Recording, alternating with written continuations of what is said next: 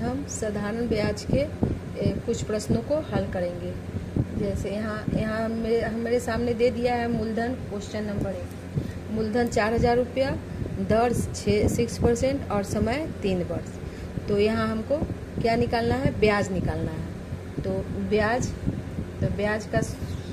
ब्याज का सूत्र हम लोग जानते हैं, मूलधन गुने समय गुने दर बटा 100। तो यहाँ हमारा मूलधन कितना है? 4000 रुपये।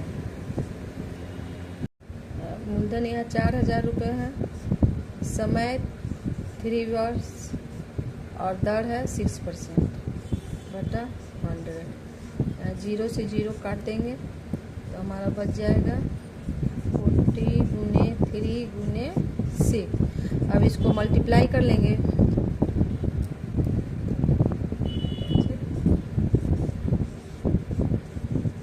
यही हमारा आंसर है। अब हम साधारण ब्याज के इस टाइप के क्वेश्चन को हल करेंगे। ऐसे तो जब क्वेश्चन में सीधा मूलधन ब्याज मिश्रधन या सामने दिखा देता है और निकालने के लिए बोलता है तो वो क्वेश्चन तो बहुत आसान होता है, लेकिन इस क्वेश्चन में हमको समझना होता है कि यहाँ हमारा मूलधन क्या होगा, दर क्या होगा और समय क्या होगा। तो इसको हम आसानी से समझ सकते हैं।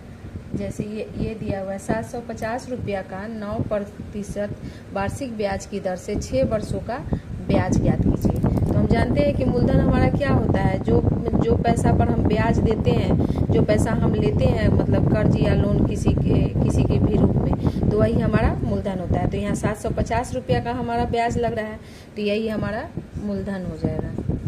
मूलधन यही हो गया। यहाँ जहाँ रेट का पहचान है वहाँ प्रतिशत दिया रहेगा, यही हमारा रेट है, तो रेट 9% है। अब वार्षिक ब्याज की दर से ये 6 वर्ष है तो ये समय ही होगा 6 इयर्स।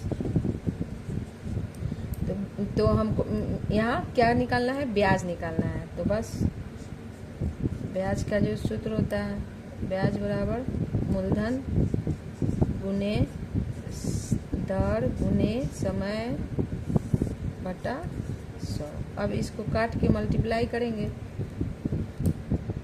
इस प्रकार। ये काटने के बाद ये हमारा यही आंसर आया, तो यही हमारा ब्याज हो जाएगा। और यहाँ ब्याज के बाद यहाँ मिश्रधन भी पूछ रहा है।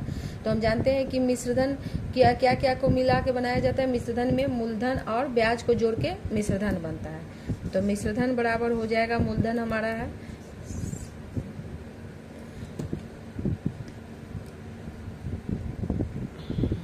मूलधन मिश्रधन बराबर मूलधन जोड़ ब्याज।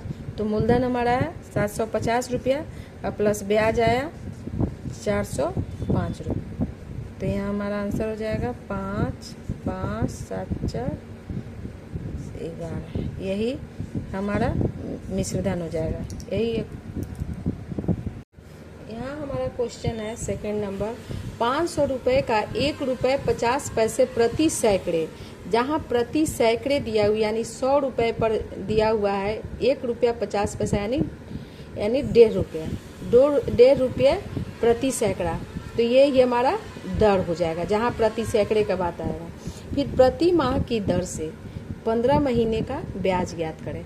तो इस क्वेश्चन में हमारा जो ब्याज है वह महीने पर लग रहा है। 1 महीना में इतना रुपया ब्याज लग रहा है 100 पर। तो 15 महीने का ब्याज क्या होगा?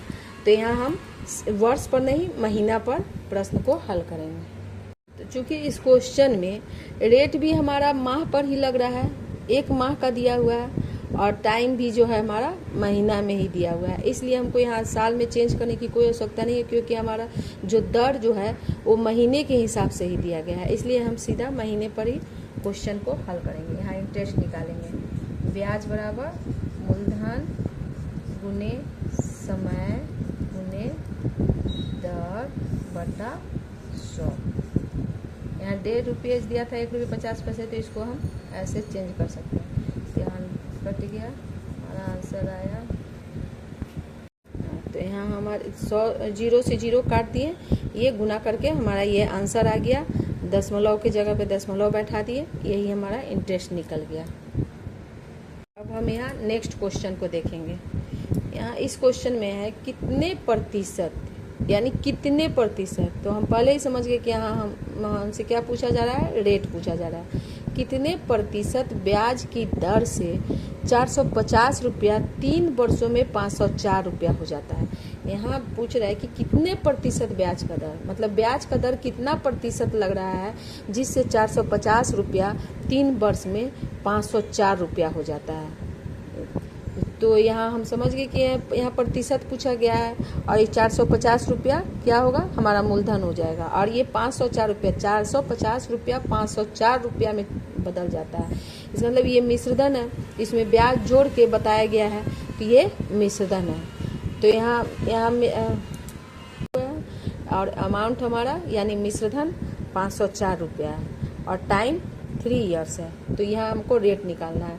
तो रेट निकालने के लिए रेट का फॉर्मूला होता है ब्याज गुने 100 बटा मूलधन गुने समय। तो ब्याज हम पहले वीडियो में बता चुके हैं कि ब्याज, और इससे पहले भी प्रश्न में हम बतलाए हैं कि ब्याज जब मूलधन और ब्याज को जोड़ा जाता है तो वह मिश्रधन होता है। तो हम मिश्रधन में से अगर मूलधन को घटा देते हैं तो हमारा ब्याज निकल जाता है। तो यहाँ जो है मूलधन में से मिश्रधन में से मूलधन को घटाएंगे। तो ये हमारा क्या हुआ, ये इंटरेस्ट आ गया, ये हमारा ब्याज आ गया। तो यहाँ ब्याज की जगह में ब्याज को लिख देंगे।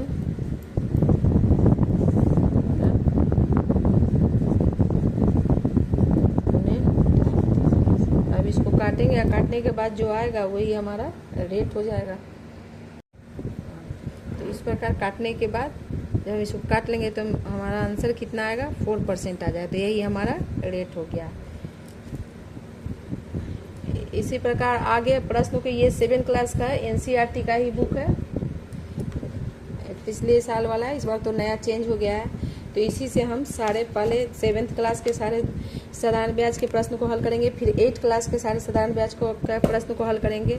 जब सारा प्रश्न को हल कर जाएंगे उसके बाद साधारण ब्याज में किसी प्रकार का जो मैथ अगर पूछा जाएगा तो हम आराम से ही बना सकते हैं। ये जो अंकगणित होता है ये 8 तक ही होता है, 9 से तो अंकगणित नाम मात्र का कुछ नहीं होता है। और जो कंपटीशन एग्जाम चाहे कोई भी एग्जाम में पूछा जाता है तो ये 8 तक के लेवल का ही अंकगणित के प्रश्न पूछा जाता है। इसलिए अंकगणित पर ध्यान देना बहुत जरूरी, क्योंकि 9th क्लास के बाद अंकगणित नहीं के बराबर रहता है, उसमें कुछ ही नहीं रहता है। और कंपटीशन एग्जाम सब में अंकगणित ही ज़्यादा पूछा जाता है। ओके।